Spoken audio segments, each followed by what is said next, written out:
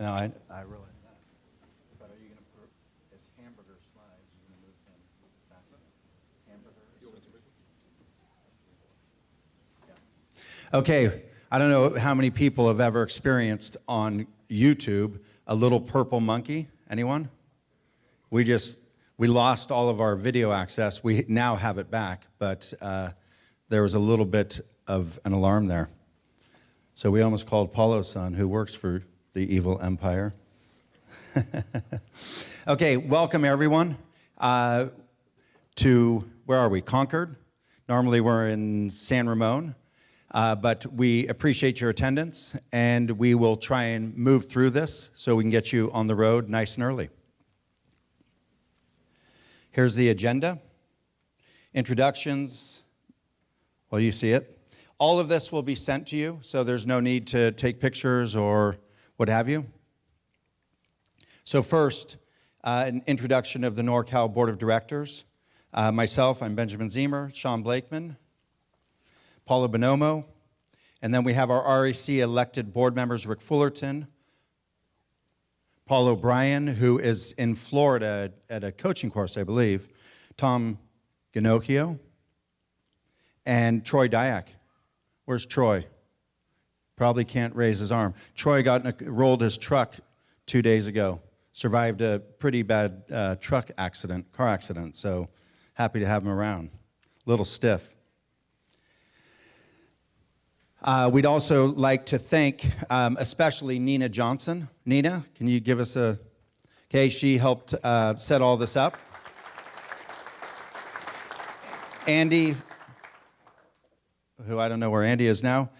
We have Nick Luson, who is somewhere here, the club services coordinator. David Robertson went home. He was at the Fiorentina course the entire weekend, and he bugged out.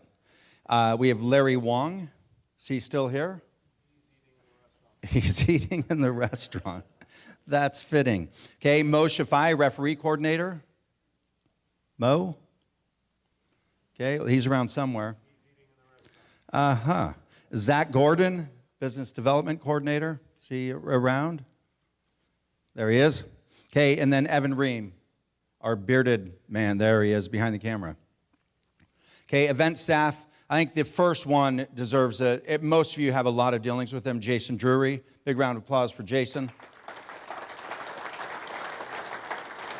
He's probably at the bar after the day he's had. Andreas Deza, who unfortunately his mother just passed away, and he's in Barcelona. John Stoppelman, back here, our State Cup event coordinator. Chris Gilmore, who had to leave and go coach PDP. Okay, Andrew Jones, who's not here. Mark Torgerson, I'm sure he's around. Kelsey Chavez, Kelsey's also. And then Fred Wilson, Region 3-4 coordinator. We'd like to recognize our partners. And this year we have only one speaking, but we have some partners that we think bring value to the organization, and these are them. Okay, without further ado, we'd like to bring up a very special guest. He was the CEO and president of Fiorentina Men. Now he is of Fiorentina Women. He came over with Professor Virginie for the coaching course. He's a long time, what's become a friend of ours, recognized as one of the top GMs, I think it would be, director of sport for Fiorentina. And he's going to say a few words. Sandro Mancucci.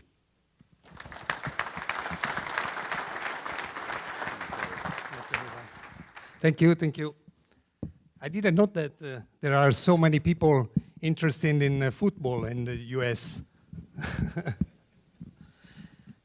Football, of course, not soccer. I would like to change the name, NorCal Premier Football, not NorCal Premier Soccer, of course.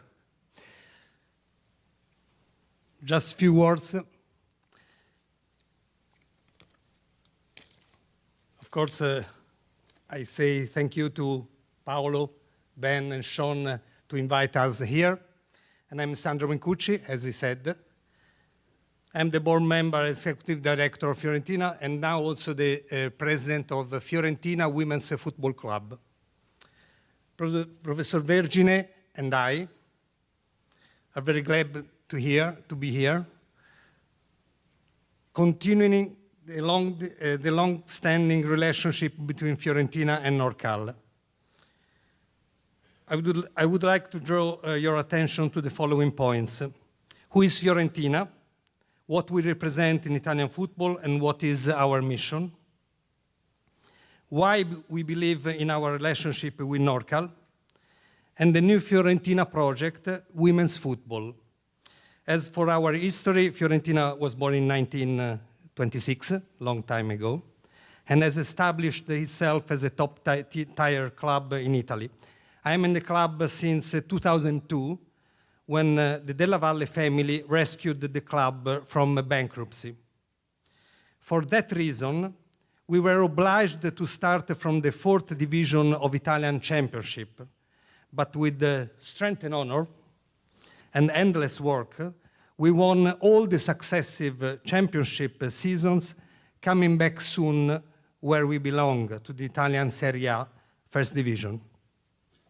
From back then, we had remarkable seasons, and we played twice in the UEFA Champions League, winning several matches. For example, I remember very well against Liverpool at home at the legendary Anfield Stadium, and almost every year we play in Europa League. We had very important players in our first team, such as Luca Toni, Martin Jorgensen, Adrian Mutu, Stefan Jovetic, Alberto Gilardino, Giuseppe Rossi, Mario Gomez or Quadrado. But the players that I love more are the ones that have spent their careers with us since they were 10 years old, such as Federico Bernardeschi, now in Juventus, and Federico Chiesa. They came in Fiorentina at 10 years old.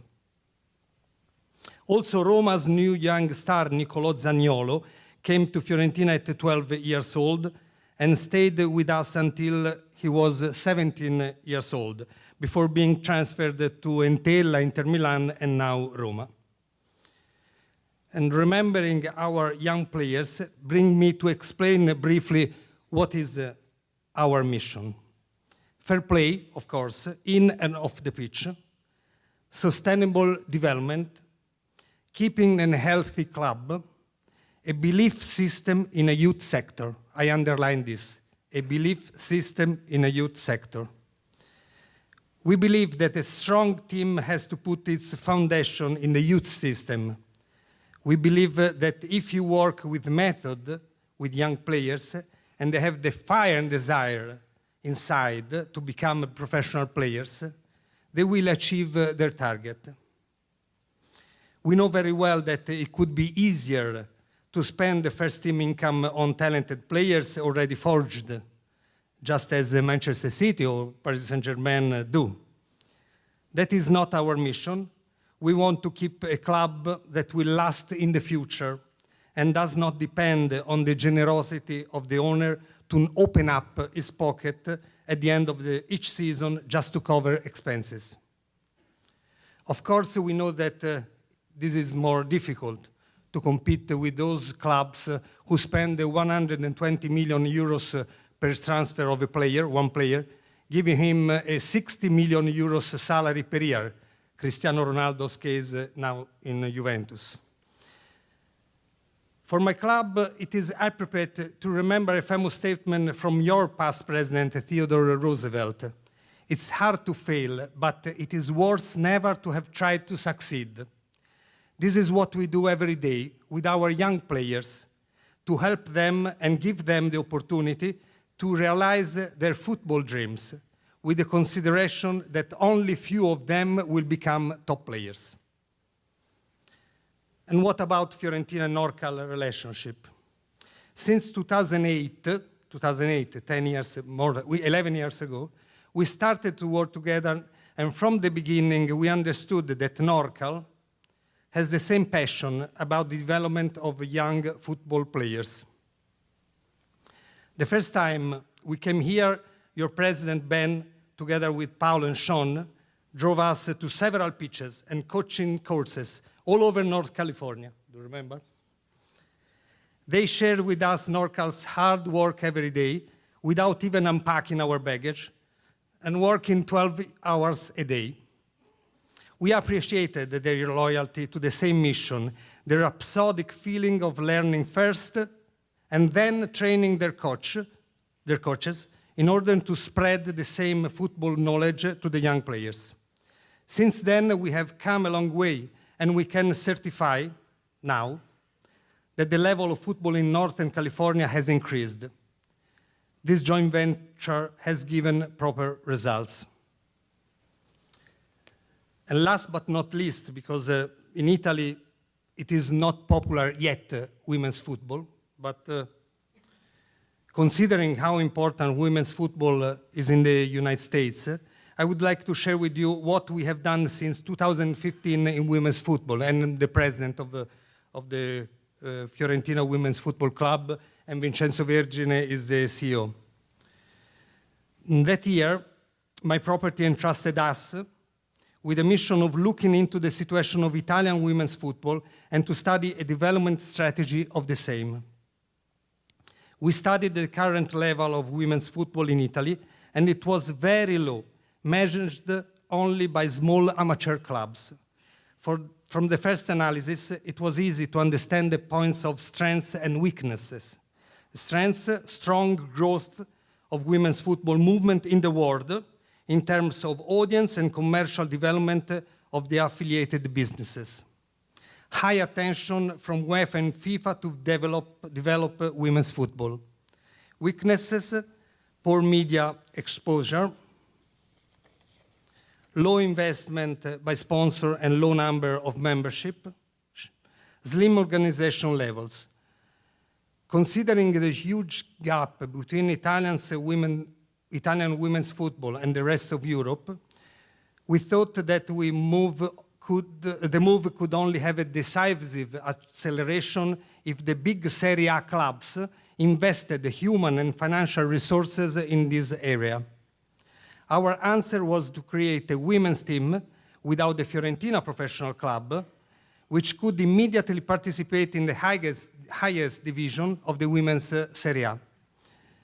We believed that in order to quickly recover the gap with other European nations, we needed to start in the first division Serie A with Italian professional Serie A teams, men side, those who attract millions of fans. After Fiorentina served as the frontman, other professional clubs joined in the women's football movement in Italy, namely Juventus, Roma, Atalanta, Chievo, Verona, Empoli, Inter, Lazio, Sassuolo, all professional clubs in Italy. At the sports level, we came third in the first season of our championship, while the second season we won the Serie A and the Coppa Italia.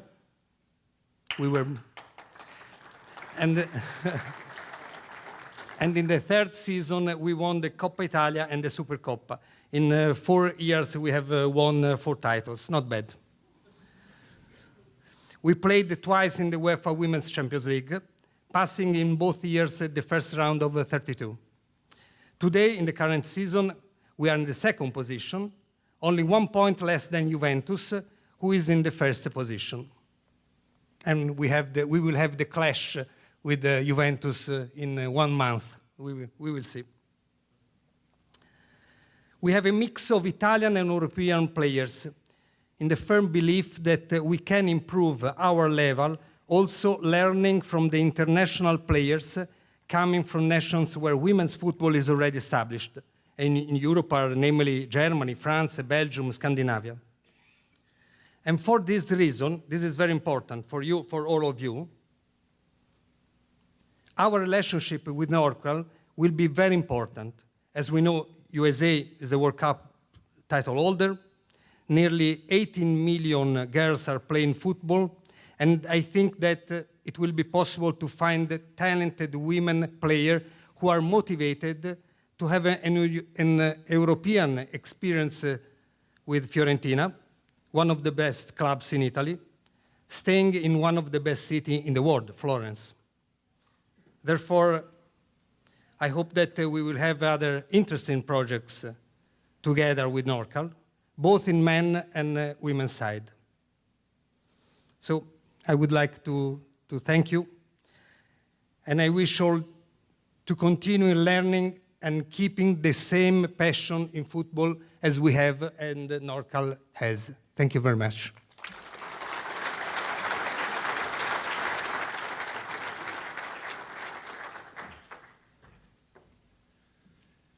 Okay. Are you speaking? John? Okay. So we have a special guest from U.S. Club Soccer, John Barozzi, who's the vice president.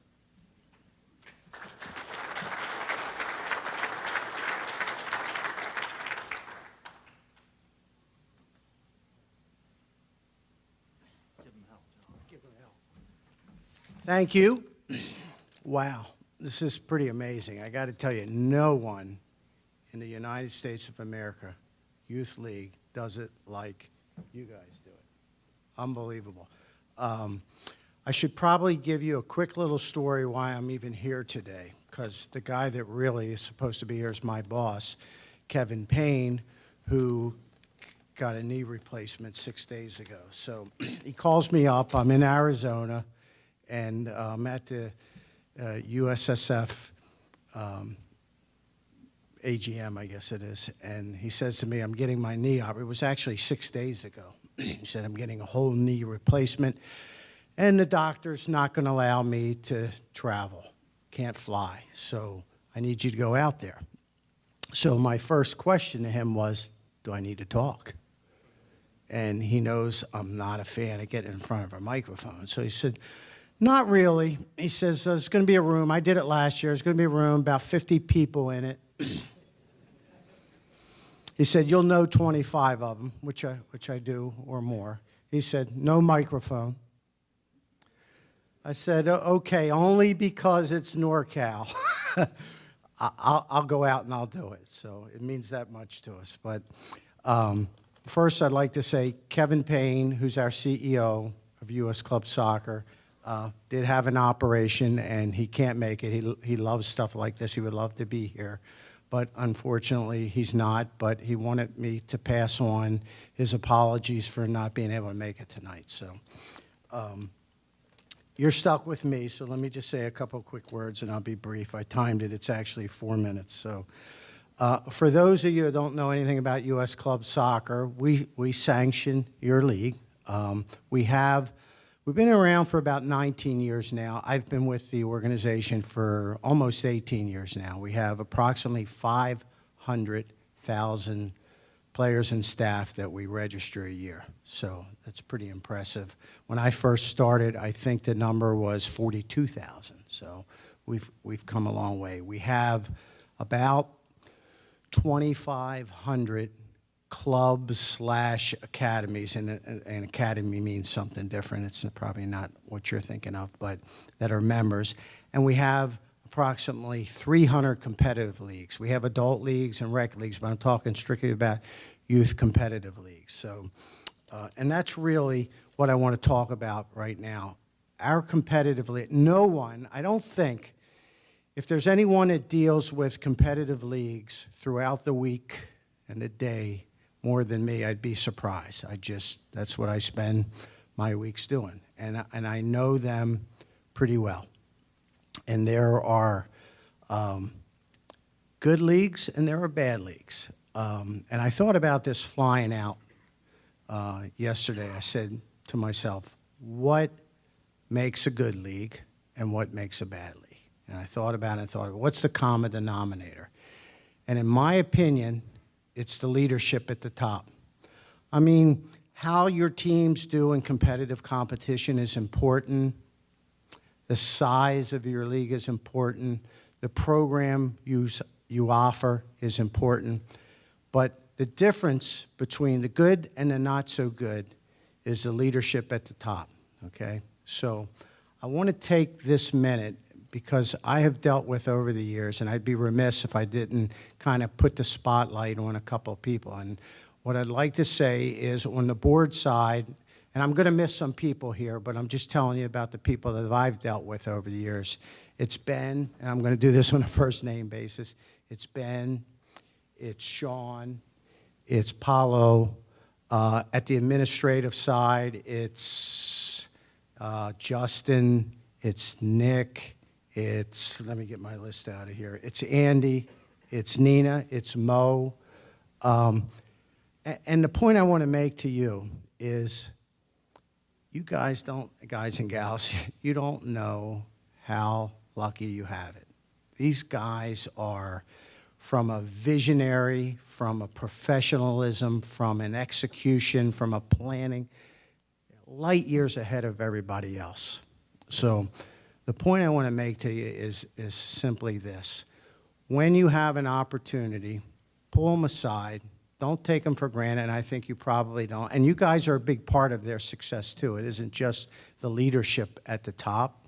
One thing I've found over the years is the leadership at the top, if it's good, it creates a culture that permeates throughout the entire organization, from the president down to that first-year coach who's maybe coaching U9 bronze level or even lower than that. But it starts at the top. You know the old saying, a fish rots at the head first?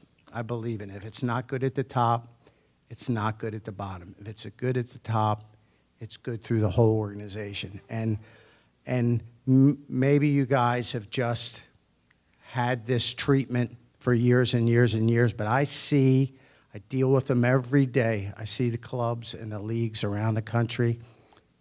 This is a top-notch group, and in my opinion, it is the best league run in America for youth soccer. So when you get a chance, the people I've mentioned, say hi to them, say I don't take you for granted, and say thanks, because they put in tireless hours behind the scenes in some cases.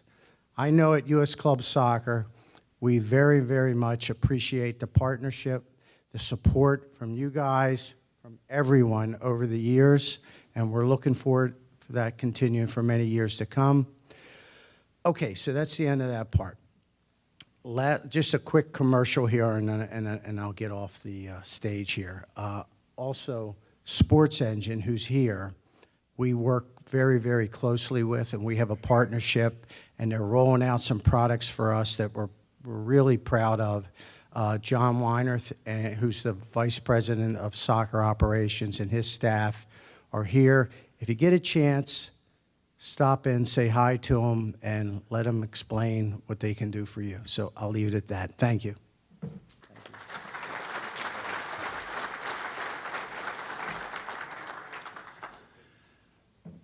All right. First of all, I sincerely mean this. I stand humbly in front of you because I truly believe what he said is due to all of us. And we're just only the ones that sort of step forward. But every day on the field, and I look around, there's people that have played at an extremely high level, have coached at a high level, or put a lot of time and energy into their craft.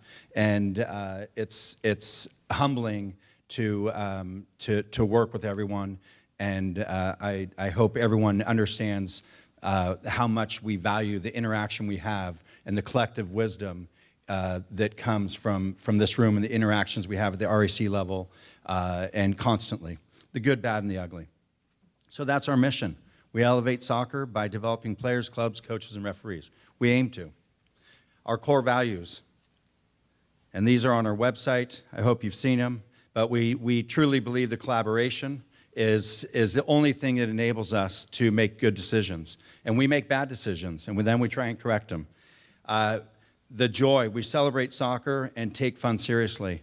I ruptured my Achilles tendon 10 months ago. And about 2 weeks ago, I got to do my first rondo. And I'm now a professional soccer coach with Sac Republic.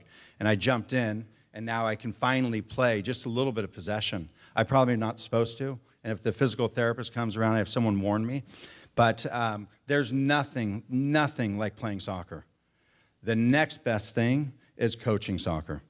But we are so lucky to be involved in a game that the world enjoys.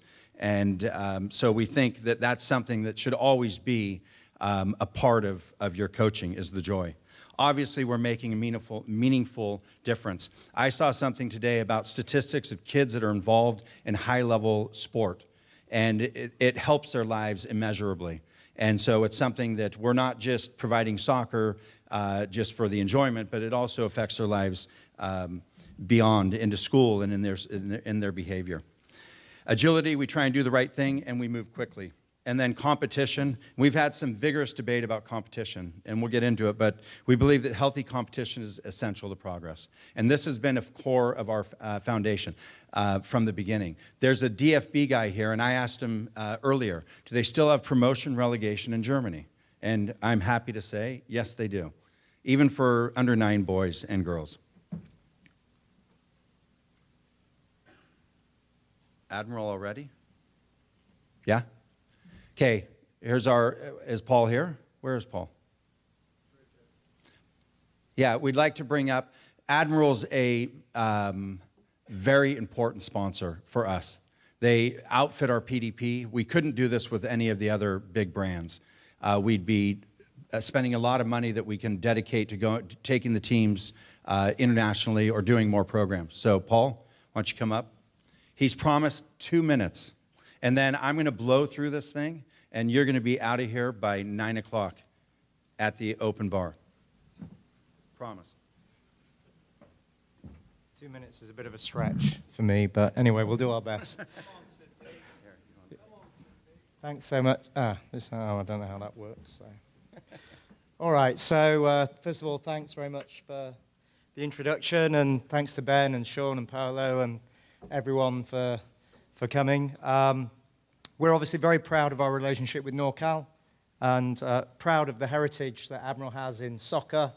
And many of you will know of our history as a brand that's 108 years old, been on the England national kit, been on Manchester United, the mighty Tottenham, not yet been on Manchester City, but we're hopeful.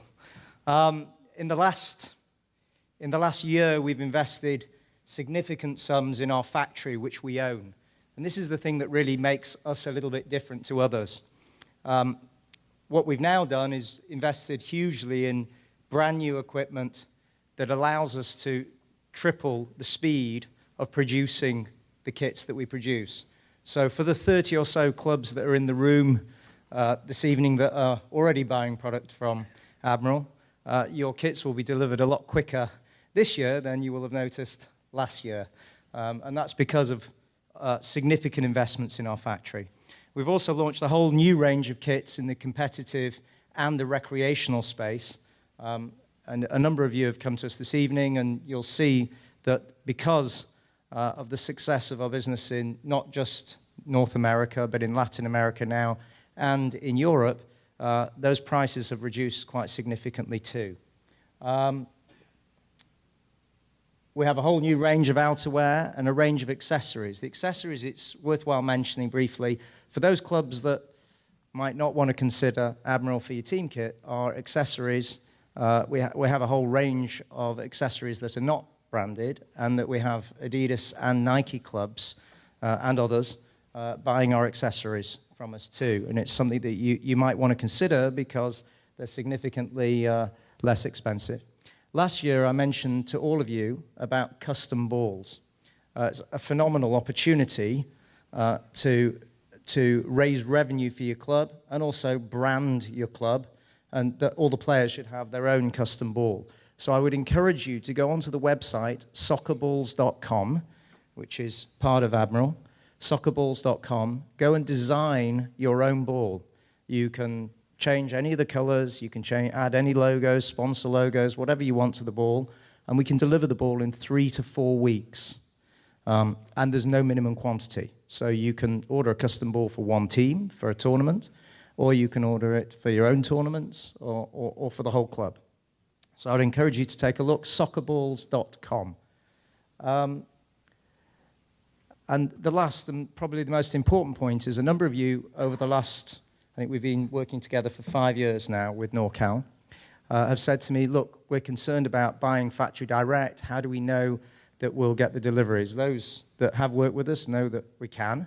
But we have now formed partnerships with the major retailers soccer retailers across the US. And in the NorCal region, we're working with Soccer Pro, who have 7 stores.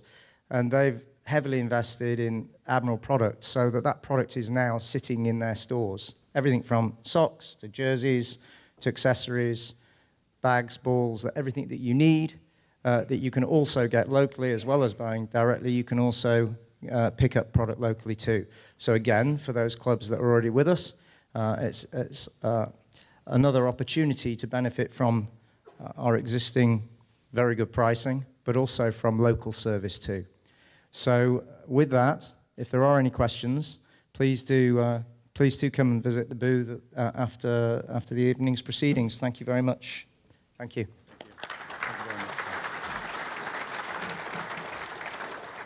And you've never met a bigger United fan than right there. City. Okay. See if this works. This is the dream.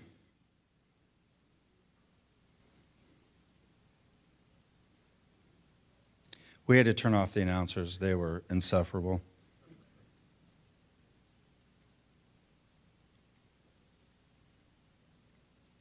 The stadium, world-class players,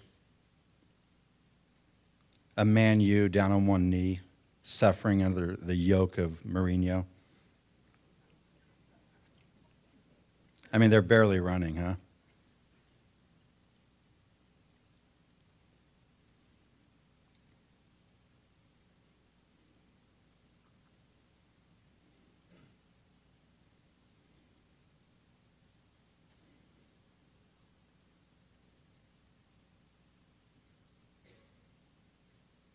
We live in such an incredible era.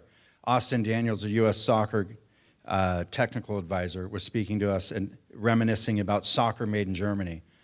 How many people remember soccer made in Germany? It was the only way we could watch football, and now it's everywhere.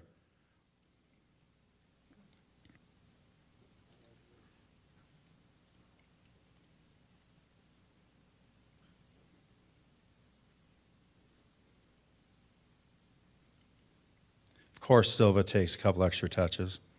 So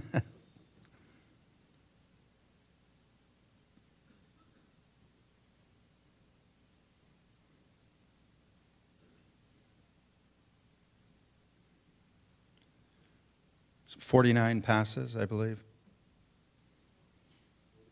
44.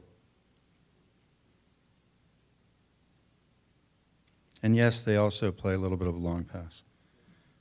Yeah, that's the dream. So here's basically what I want to talk about tonight. One is the passion, love of the game. And so the room's full of people that celebrate soccer. As we talked with earlier, the U.S. soccer guy talked about making U.S. soccer wants to grow the sport. In order for that to happen, the children, especially the young children that start to play, you need to transmit joy of playing. There's nothing better. I mean, basketball, baseball, hockey, dance, they might be nice, but there's nothing better than football. So transmitting the love of the game is vitally important, especially in the younger age groups. Generally, you find younger coaches there. Technical area I'll go through, the vision of your club, planning, trainings, games, playground, street, backyard, front yard, living room, bedroom. Okay? And that's where you practice, players practice. Normally, we just go through all the administrative, the governance here. But I want to take a little time to go through some football, if you'll humor me. So this is from Professor Vigini, his first course that he did for us. Said to teach a backline to defend will take 3 to 4 months. To develop a player, it takes years.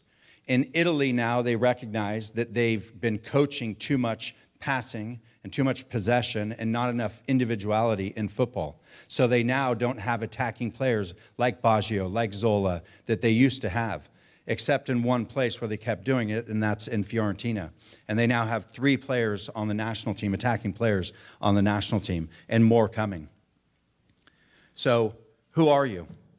With your club, and it was great to hear Sandro speak about what Fiorentina is. They have a very clear vision. They're not going to go out and buy. In the Della Valle family, they could go out and buy players, maybe not competing with Man City and the money like that, but they certainly are billionaires, so they could do it, but they're trying to build a sustainable model. So that you measure their club against their vision. And the thing that I liked here was the part at the bottom, which says, if you're not sure where you're going, you're liable to end up someplace else.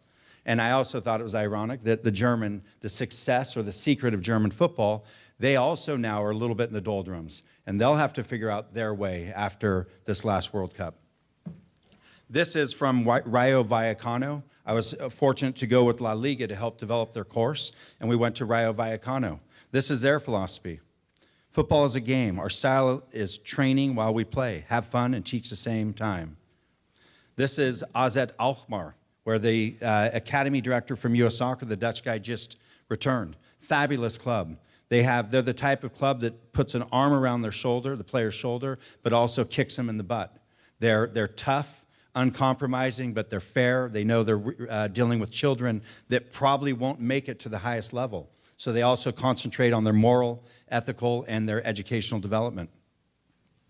Okay, so you need your vision of your club. Then you need planning. So this is planning from, I think this is from our last trip. I think it's Wilhelm II. That's an individual development plan. And this is just a snapshot of it. I think it's 4 or 5 pages. And of course, they're investing millions of dollars. Of course, they have multiple staff members that are assisting in this.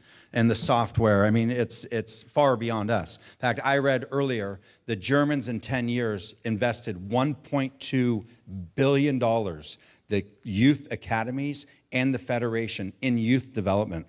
$1.2 billion. So we have a ways to go.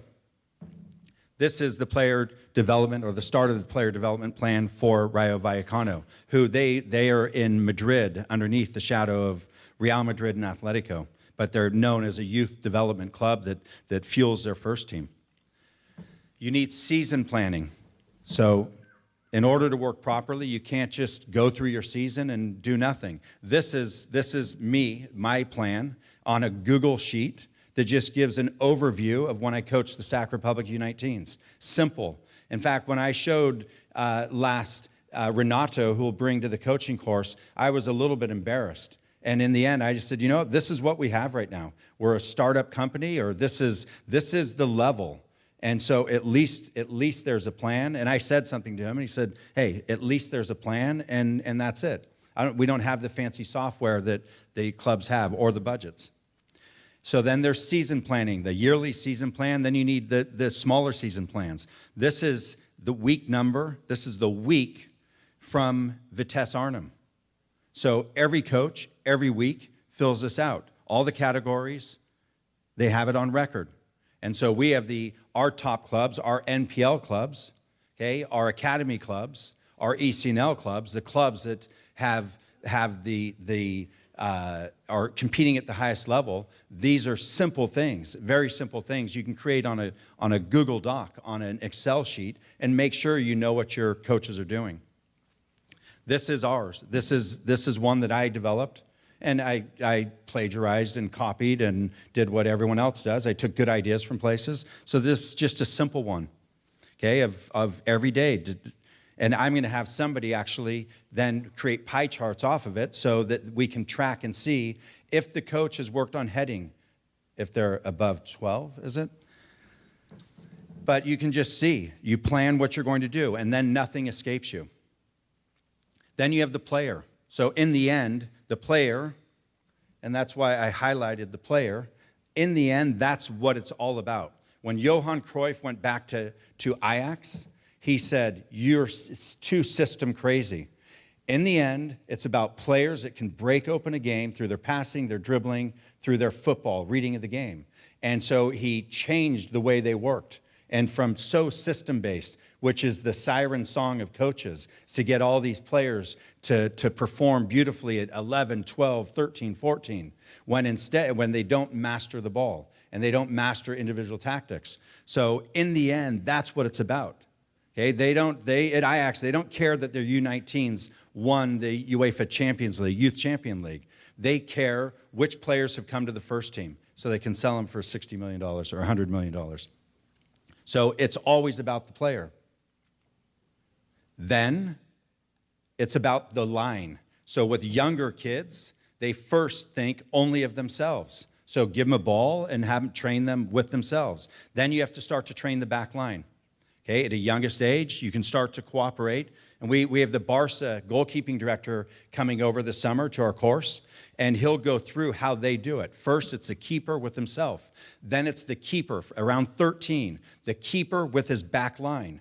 And then it's the keeper with his back line and the midfield. And then by the U19s, it's the keeper with the whole team. So they don't try and teach the whole team to the players at the young age. They're not capable of understanding it, and it's the time that their bodies are adapting to technical training, and they absorb everything much more quickly. So you hammer them, and they're young. They'll practice on their own. They'll do homework. They're not interested in boys or girls, or they still listen to their parents. They still look up to the coaches. Then you go player and two lines. Then you go the player and the team. This is the oldest ages. And I was going through some presentations I have, and AC Milan didn't do any team tactical till age 14. No team tactical. I'm guilty of doing team tactical with 9-year-olds, under 9s. So then in a training, you need your components. Obviously a warm-up, probably incorporating technique or some physical component. And this is just a simple, and I was thinking that now the big trend is no unopposed training, everything reality-based. So as I was sitting and listening to a discussion earlier in one of the meetings, I was going through the video that our videographer took at Espanyol, at Barcelona, at the clubs we visited in Spain a few years ago. And there's so much unopposed of them literally teaching children to pass in twos, but they're making them trap it near a cone. So it's not just aimlessly kicking the ball back and forth. They're actually teaching them to stand on their toes, to lean forward. You can see, to take small steps as the ball's coming. And so unless our clubs and our coaches and all of you, unless we're focusing on our young children and training them like maybe a golf pro would do. If you sent your child to a golf pro or to a tennis coach, and they didn't concentrate on how to stand, how to hold the golf club, how to swing and break it down, I mean, that's the same thing a soccer coach needs to do in a more enjoyable manner. So here's actually a video. This is Espanyol. I've traveled the world with the ID2 team, with our 14s. You're talking 7 different countries against many of the top clubs. We have the players to compete at this level up till that age. And then they have $1.2 billion worth of money going into their clubs, multiple coaches. The thing that always strikes me is how active the coaches are. They rarely do they stand back and just let things go. Maybe at the end. But they're paid to produce for the next age group. If they don't, they get fired. This is the reality-based coaching. It's people that get hired or fired based on their work. Look at this. And we have players that can compete at this level. That's why Europeans and clubs from all over the world, they love us.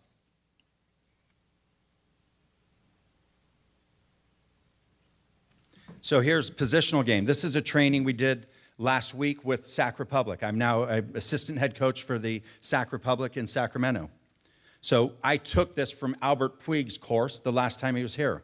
We trained positional game. So 4v4 plus 3, we had our forwards. We started with the triangle passing with everyone for a short time. And at that level, even there, we had to clean up their passing, harder, more steps, communication, check run, already had to do it. Then we trained the diamond at the top. There we have the 9, the 8, and the 10. Okay, so they had to keep the ball and as soon as possible, play it forward. Then they got a chance. While that chance was happening, we put another ball in. So there's one with finishing. Then we went to a tactical game into 11v11. This is the men's game that I'm talking about, so this isn't applicable to everything else. But if you just scale it down and you say, okay, I'm coaching younger kids, so the number should be 5 and below, then there's your example. Take the picture out of the field, train them individually, okay? Plan your sessions, plan your coaching points. You can get this for $50 a coach to drop these drills. Develop a database, share your drills with each other. Directors of coaching can be out on the field, make sure there's enough repetition, coaches are working hard, that they're providing an enjoyable environment, and they're planning. Here's a technical training. We do this on Tuesdays because it's a reentry day. They're still tired. We'd like to give Sundays off, but we don't want them to go out Saturday night, so we train Sunday. Okay, so then we give them Monday off. It's not ideal. They should train Monday, do a reentry, and then Tuesday we could do more. So we have to do some longer stuff.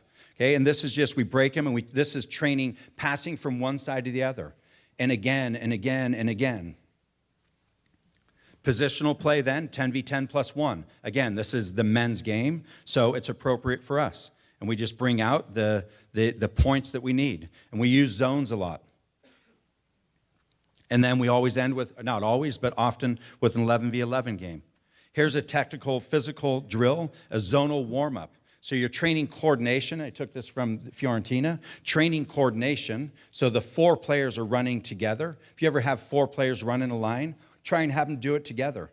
Then try and have them dribble and arrive at a line together. It's already training their coordination and their technique. Then tell them, dribble to the other side. By the time you reach the midpoint, you only have 3 touches, and you have to stay together. You're going to awaken them, their brain, their technique. They have to take only 3 touches, so you're working on their touch. They'll enjoy it because it's challenging, and you can have 2 groups coming at each other. You're already training your back line. You're already training the movement of the players. Okay, you're training their coordination and their technique. Positional play. The focus today on this one was defending. So here's 7v7 plus 3. Be amazed at the level and how quickly even players that were drafted out of college, that Red Bull players and players from all over the country or all over the world, and how the details that still need to be coached. And I was fortunate, La Liga helped me go watch Pep work. I got to go to one training this last Christmas, one training. He still coaches the details. Even at that level, he pushed Arteta aside because he wasn't putting the balls into the possession game, 3v3v3, quickly enough, pushed him aside and started to pop the ball in. And it was coaching front foot, on your toes, transition, at that level. I mean, you're talking De Bruyne and world-class players. So the coaching doesn't stop.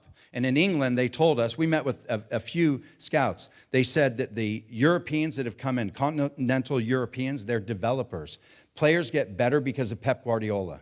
Players get better because of Jurgen Klopp. Players get better because of Unai Emery, Pochettino in England. So if all of us that are coaches, you should be a coach because you have more knowledge than your players. If you're getting paid or if you're on the field, then you should know what your purpose is. You should have planned it. You should know what your purpose is every single day. And if you go and waste 5 minutes a day, it's 15 minutes a week. It's an hour a month. Over the course of their career, it's a long time. If they jog or if they walk and get water, if you waste 15 minutes, you just do the math of the time that's wasting.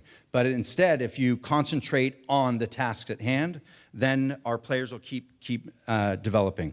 Here's a tactical. So build up. And we do patterns. And today I listened to people saying, you know what? You shouldn't do patterns. I've traveled the world watching soccer, studying soccer. Patterns are done everywhere. The best coaches can get out of them quickly, and then it translates to the game. But I wouldn't recommend too much of it at a young age. Small patterns, okay? A lot of individual and creativity. So we have players that are difference makers, can dribble, take people on, that are creative, and you have to stick with it for a long time. And then it's easy to implement a system of play. Here's objective attacking patterns, interaction between the midfielders. So these are our 3 preferred. We showed video, we brought them in, we showed this, we show video, we show them on the board, and then we go out and train it at the senior level. But this could be for 19s, for 18s, 17s. And then tactical games. Games, quality competition.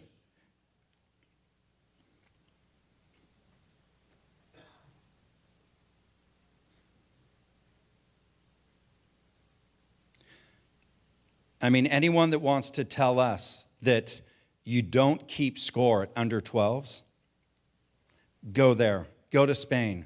Go watch Barca U9s.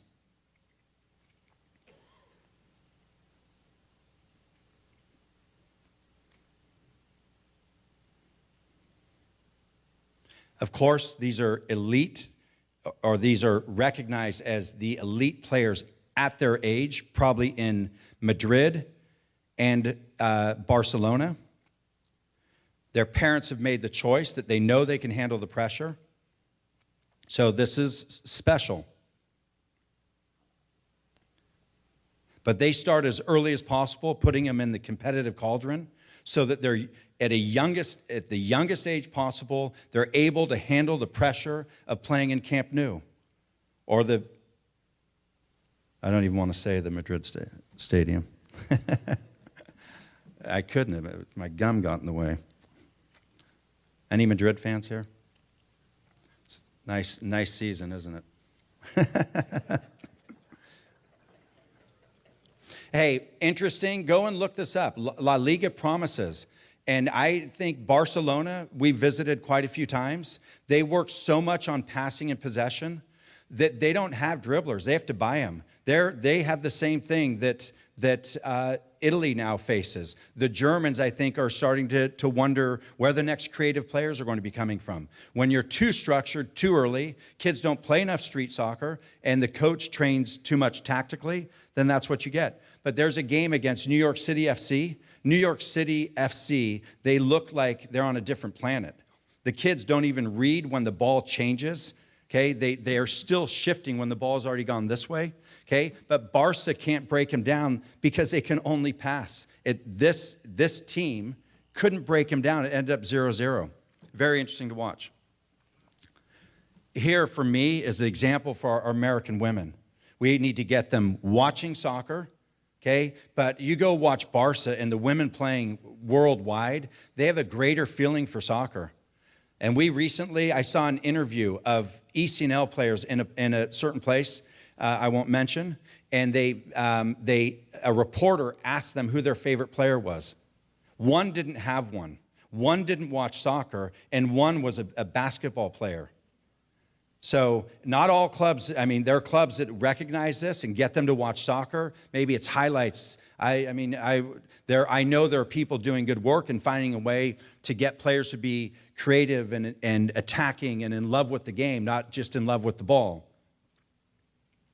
This, for me, is remarkable. Their reading of the game, their technique, the nuance. But their examples are the first team. Yeah?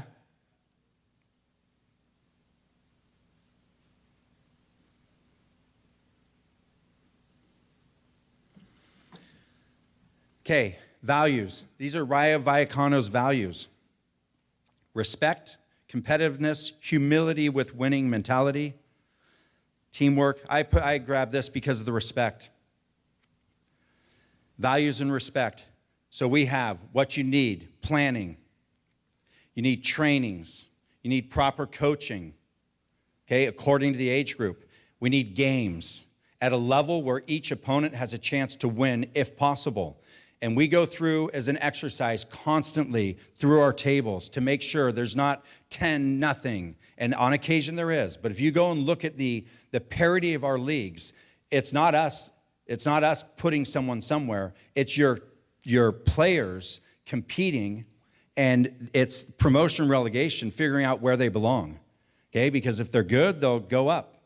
Or if they belong, they'll go up. If they're in the middle of the table, they'll stay where they are. If they're at the bottom, they'll drop down probably to where they'll have more enjoyment, more success, and maybe they work hard and go back up. But the final thing you need is values and respect.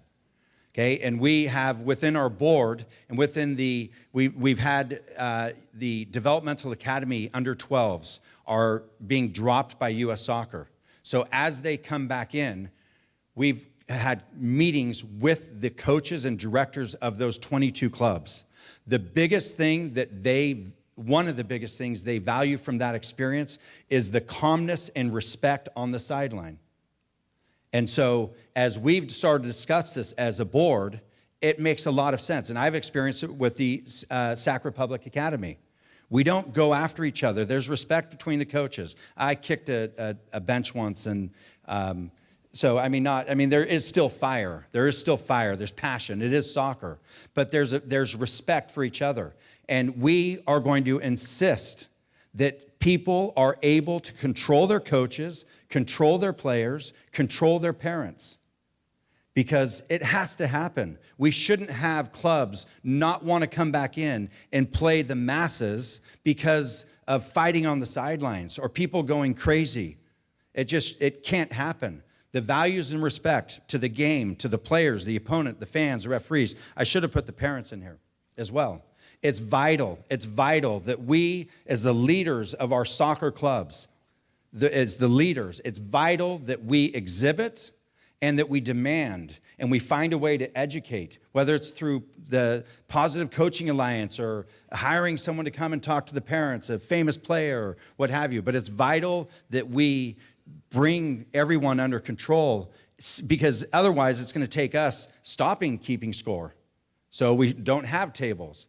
And that would be a shame, because there's nothing like playing without results. It's all right. Actually, I thought this quote was great. Respect people on your way to the top, because you might meet them again on your way down. It's pretty wise. All right, let's blow through this now. Season calendar. You'll get this, okay? Most of you should already know this from the meetings we've had, but that's the upcoming calendar for the upcoming year. The tryout window. And we're not sure where we're going to go with all this. We had some discussion today with about 40 clubs and with our staff on how do we handle recruiting, how do we handle tryouts, we've made some decisions that we're not sure they're the best decisions. So we'll be seeking your feedback, your advice, your input, and hopefully we can fashion a proper environment where people are respectful, that players are on their opponents' teams till the end of the year, but have an orderly, respectful process for when those players change teams or stay with the team. But this is a current tryout window. Board of Election process.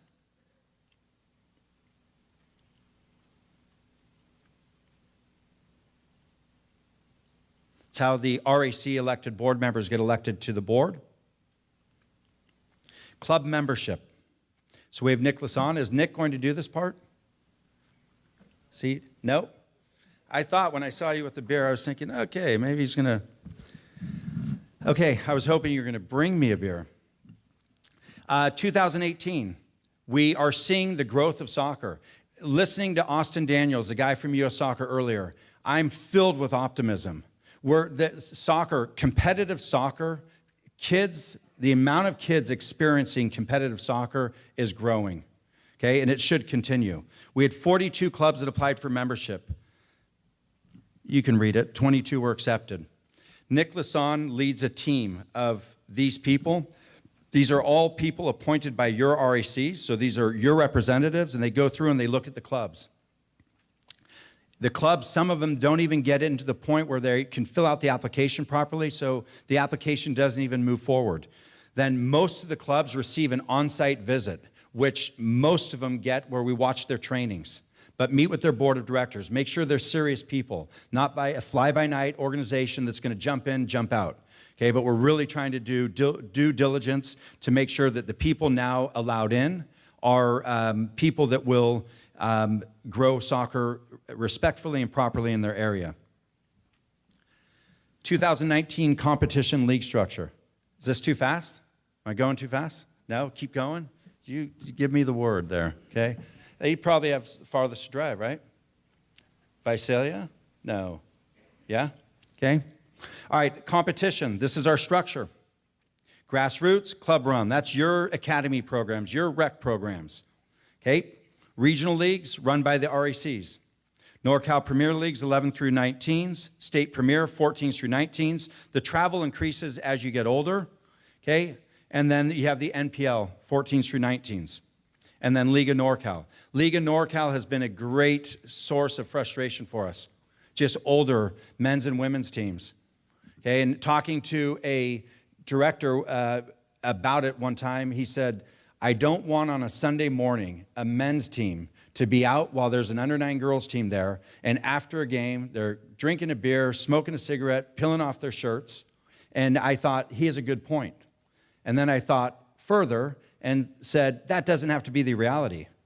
So my team doesn't do that. When I coached the Soul, they didn't go crack a beer after a game.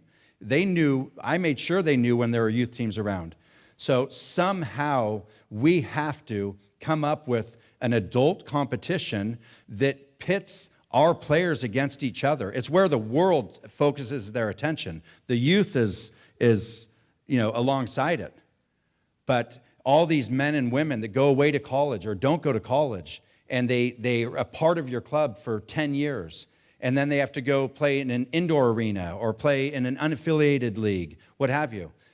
I dream of the day, and I hope it's before I exit Earth, that NorCal Premier clubs value adult soccer and provide, if you think of just the sponsorship dollars, if you have a kid that plays for you for 10 years, goes away and becomes a doctor, returns to your community, just by keeping a connection, a lifelong connection with kids. This is how amateur clubs are funded worldwide.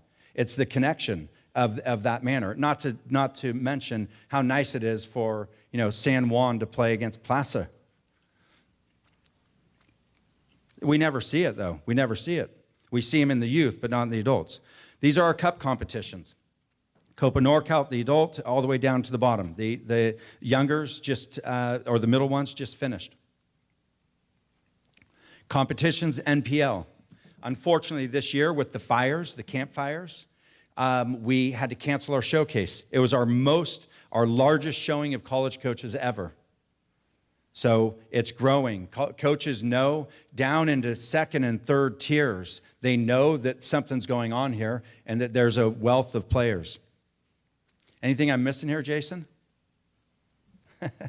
He runs these. He should be up here doing this. Competitions, U.S. Club Soccer National Cup. So we had 3 teams go. Jason went to both the National Cup and to the ENPL finals. Okay, and our teams represented themselves well. We also help subsidize some through fine money, but the board dedicates money to help teams that go to this level to help them with travel, because that can always be costly. 2019 competitions, new offerings. Last year's playdates, due to the change in the calendar, we saw a significant drop-off in registrations. So we changed it. We don't want to drop it. It's an idea we took from a little club in Holland that had 4 teams, 4 other clubs came in. They made money off of their soup, actually, pea soup, and sausages, a little bit, probably parents drinking some beers at the clubhouse. They came in for a day, played a bunch of small-sided games, and then they went home. So we thought, what a great way to introduce kids to soccer, but not have parents have to necessarily stay overnight. We have a NorCal NPL qualification event. So we're trying to remove any politics. Earlier, someone came up to me and said, I need help getting these teams that should be at this level. And I said, there's nothing we can do. We've done this intentionally.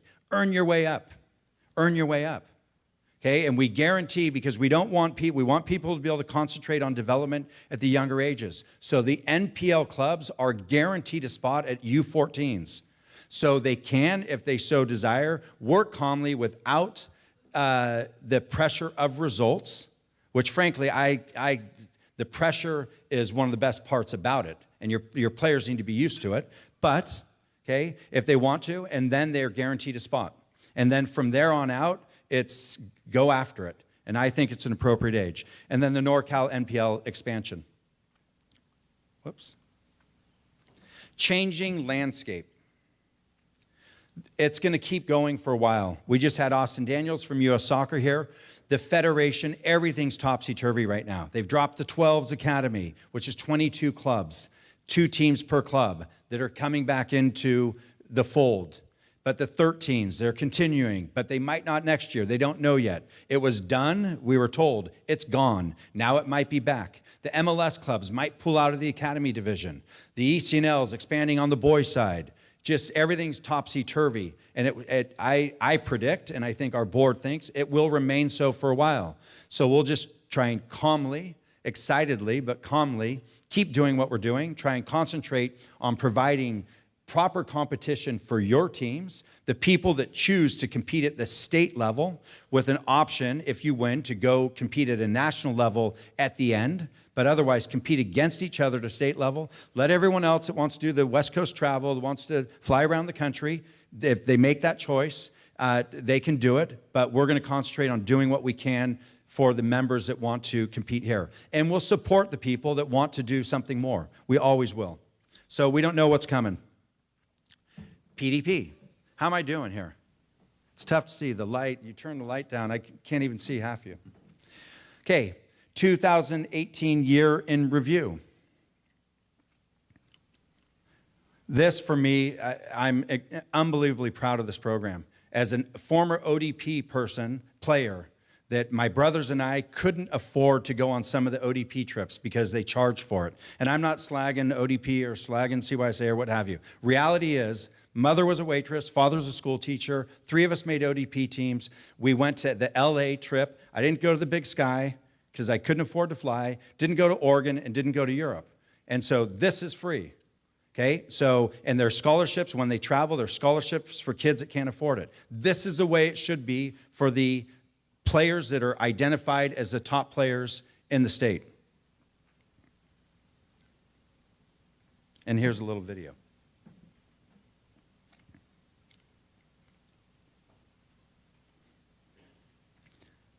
No sound?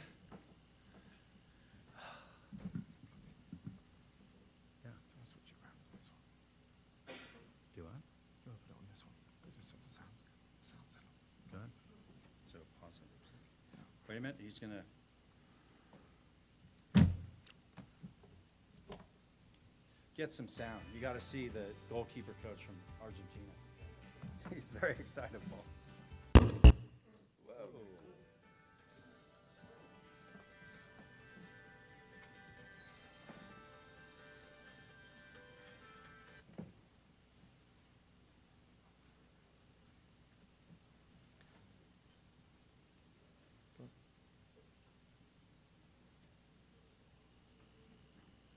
No sound.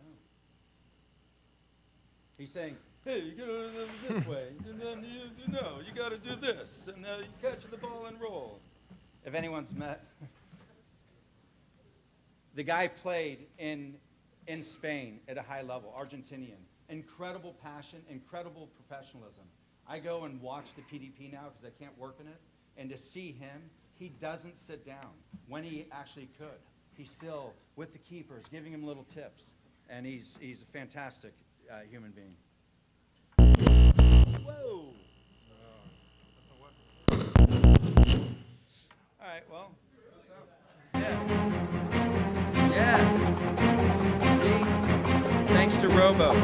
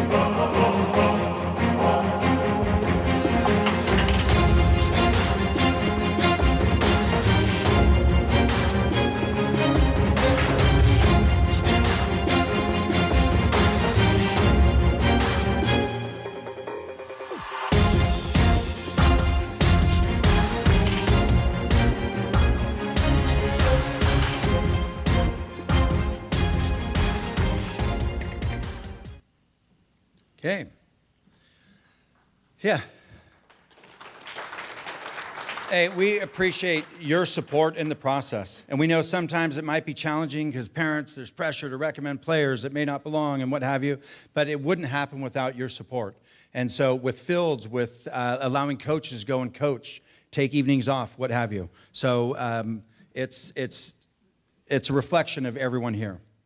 Coaching education. This is one of our pride and joys, is how much time, energy, and money that we put into coaching education. We believe it's one of the big things, besides the competition and the cooperation of all the clubs, that sets us apart from the rest of the country. And it's all these courses that we do. And here's a little, I haven't seen this. This is from Robo.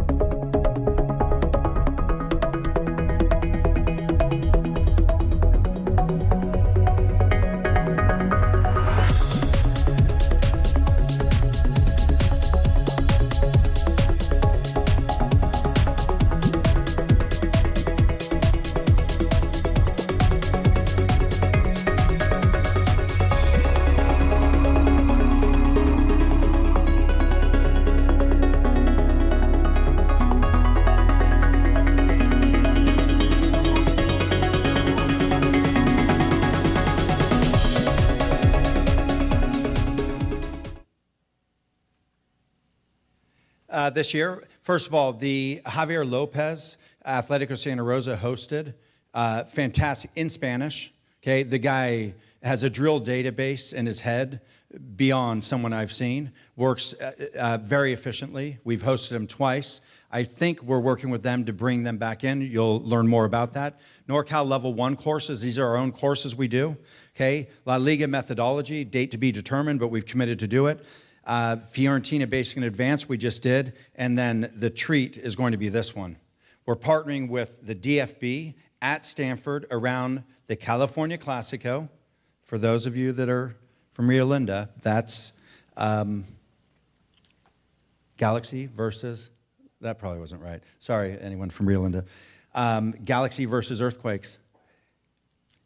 Marcus Song, the German Federation, and we have here Nico from the German DFB, the Academy, and they're starting initiatives worldwide to grow soccer and to share their knowledge. So we're partnering with them, with Stanford, and with San Jose Earthquakes. And look at this. I mean, that's just going to be a fantastic 3-day course at Stanford.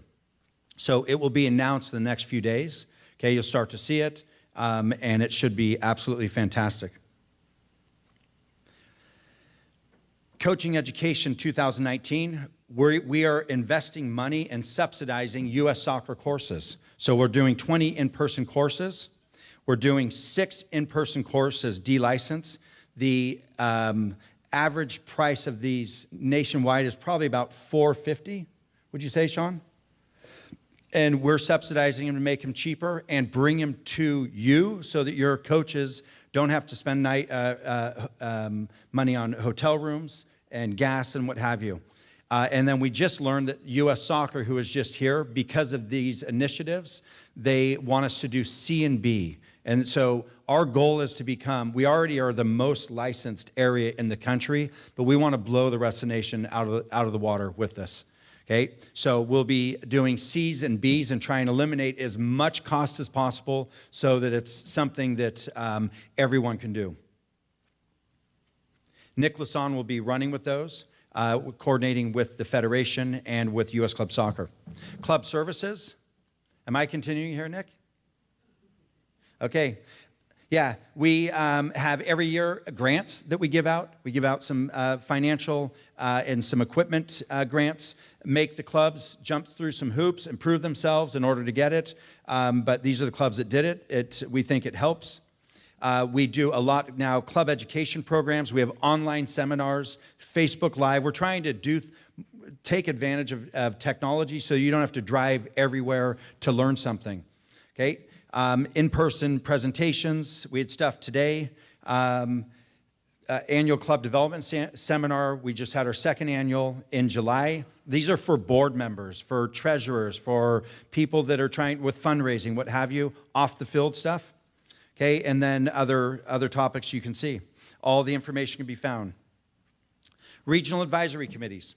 So this is something that we, from the beginning, we wanted the organization to be assisted in the management of it at the grassroots level.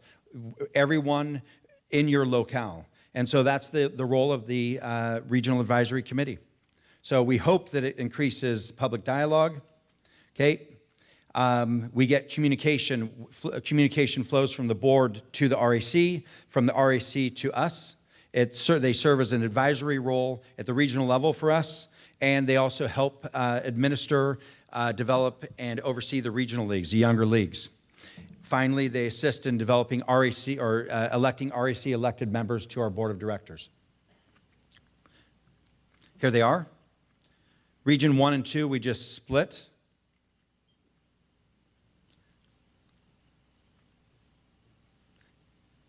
Kevin Crowe, secretary, huh? Okay.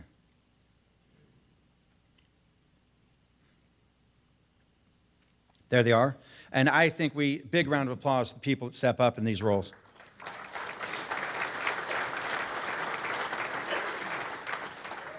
For 2018, and a lot of this with a lot of hard work by Nick and Andy and Jason as well.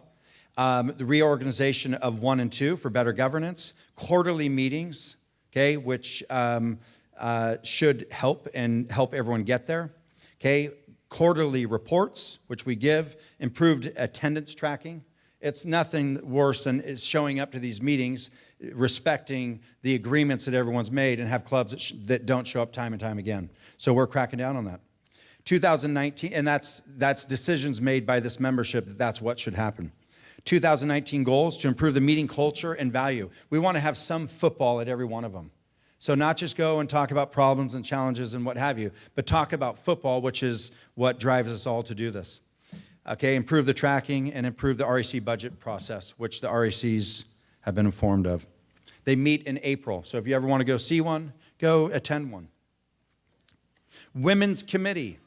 It's Aaron Sharp. Please come up. A few years ago, we started a women's committee, and Aaron has now really stepped up and is helping spearhead this, and our goal is to grow women leaders in the soccer community. So.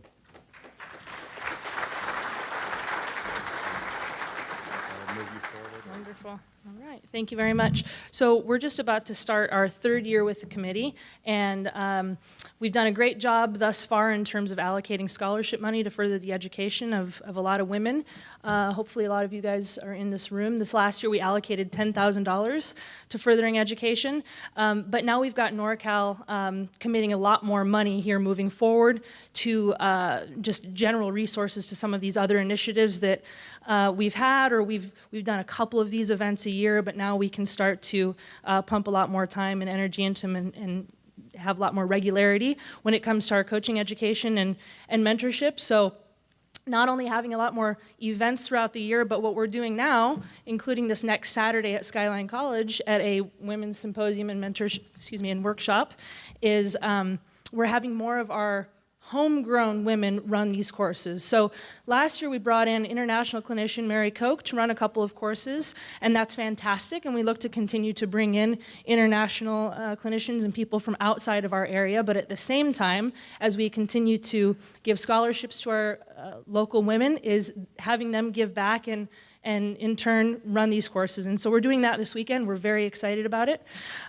Moving on, we've got our network and advocacy initiatives. A big thing that we did this year for the first time is at the State Cup award ceremonies, where they were predominantly females presenting those awards and as guest speakers, hopefully inspiring the young women and men that were there, young boys and girls, instead of just seeing the old guard there and only seeing men. So we're proud of that. Have we run the Brandy clip yet? Excellent. My bad. Don't mean to ruin the surprise. As far as the additional advocacy initiative that we're pushing forward is Latina outreach. So really getting more Latinas involved in playing soccer. We're running free clinics throughout the year in each region, and we're partnering with local colleges. So the participants will get to participate in the clinic itself, but then have free admission into a spring or fall collegiate game with the college players that will either be involved in some sort of meet and greet, autograph session, or running the clinic, in collaboration with a lot of our more senior female coaches. And then this next slide is just touching more on this next weekend. Like I said, March 9th, Saturday at Skyline College, run by more of our senior coaches from NorCal at the collegiate level and the youth game. It's heavily subsidized by NorCal, $25 a person. We really want to get as many women there as possible. It's certainly open to male coaches as well that are currently coaching female players, because you guys are instrumental in the mentorship of our women coaches, but we really want to get as many female coaches there as possible. That link has been sent out a few times to DOCs, so please forward that on. If you didn't get it, or if you have additional questions, or you want to get involved in the initiatives that the Women's Committee has, please send an email to womenscommittee@norcalpremier.com. Thank you.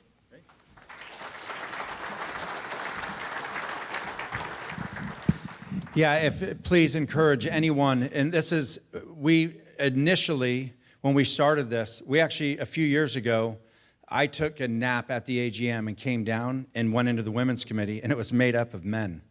And all well-intentioned and top coaches. I mean, some of the best male coaches of females in the youth game with a lot of great ideas, but it wasn't what we intended. And this is for leadership at the board level, referees, volunteers, however we can try and spur the development of this. Referee Development Committee. I don't think people know what we do for referees. It's a hell of a lot. Where's Moshe Fai? Is he finished with dinner? All right, sorry. Someone said you were overeating. Okay, not overeating, just eating. Overeating. I'm as an overeater, so, okay, we did a lot. and we continue to, and we're pushing hard on this. With Mo's assistance and a willingness by CNRA and U.S. Club Soccer to go to bat for us, we've been able to sort of break open the shackles of referee education, and we have the most referees. What was it you said earlier? 15,000? 13,000, and far above everyone else, which we should be. We have greater numbers here, but we're even percentage-wise blowing away even the Texans. Yeah? Are we? That's twice as many. We have twice as many as any other state in the country. And our referees don't even carry firearms. A big thing also is, actually, I can't, don't quote me on that. The referee assigners.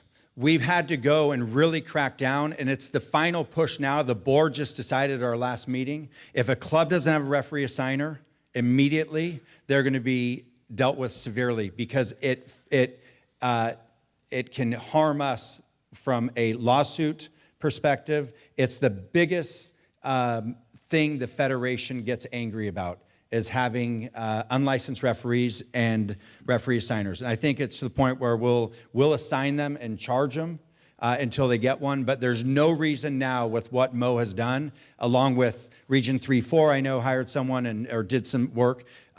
There's no reason not to have a licensed assigner. Okay, we send referees. We invest in sending referees to competitions. If they go to a showcase back in Florida, they have to pay their own way. So it's the only way for them to get that type of experience. So we help subsidize their travel, the top referees. Mentors, we're starting a mentorship program, 10 new state-level referees from the NorCal pool. But do we have a referee in the World Cup? Have we? A current? Okay, let's go. Let's go. So there we go. So let's get some referees in the Women's and Men's World Cup here.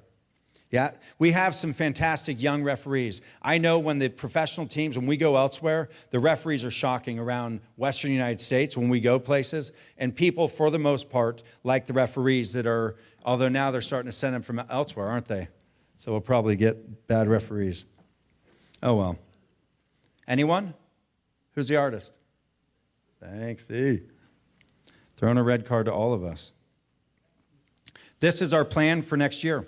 50 entry-level grade. If you ever need any support in this, on the website, look up Mo Shafai, and he'll support you. Okay, it's his responsibility within our organization. Okay, our goals to educate 1,100 new referees. You can read it. Mentors. I actually think we need to get a group of our top referees and take them over to Europe or take them to Mexico or somewhere where they can go see the environment. Referee Development Committee. CNRA no longer offering grade 9?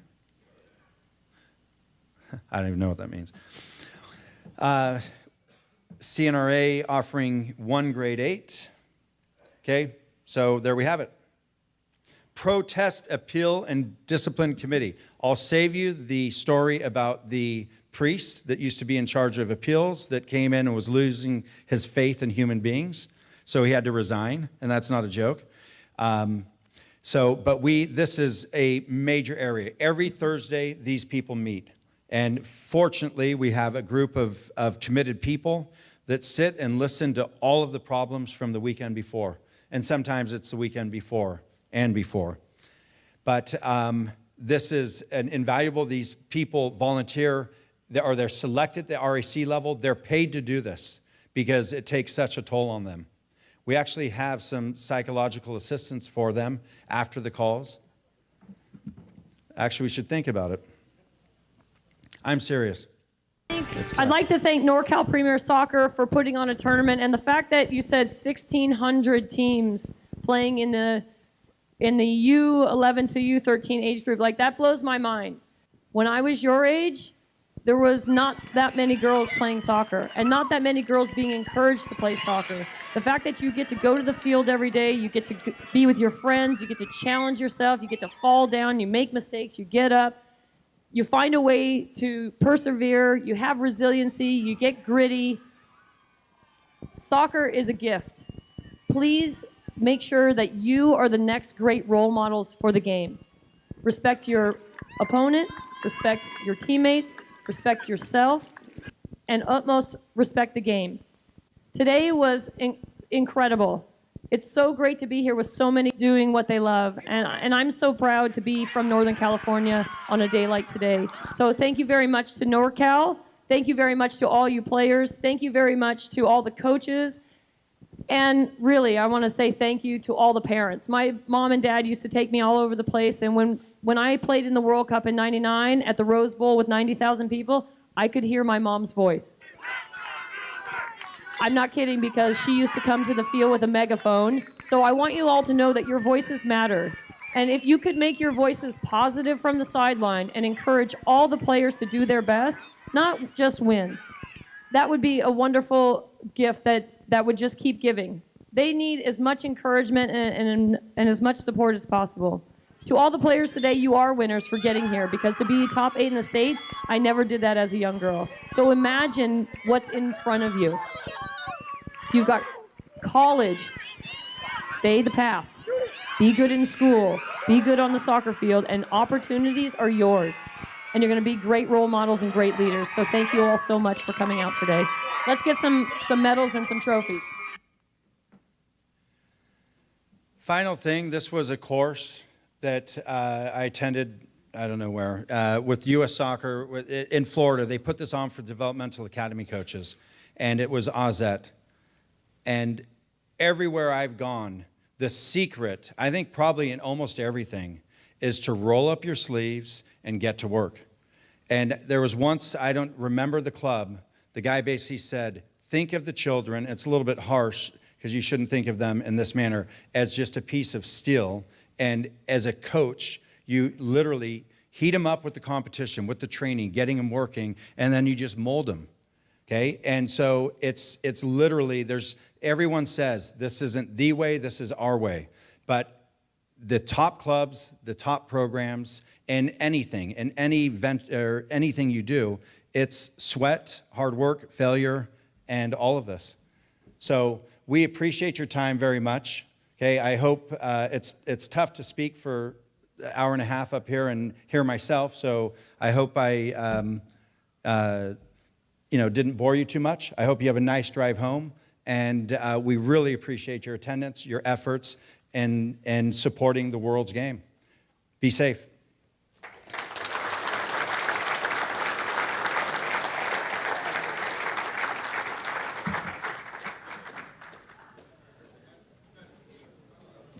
Oh, we got some raffles. Dun, da, da, da, da, dun, da. If you want to stick around, you can. First one's a trip to Barcelona.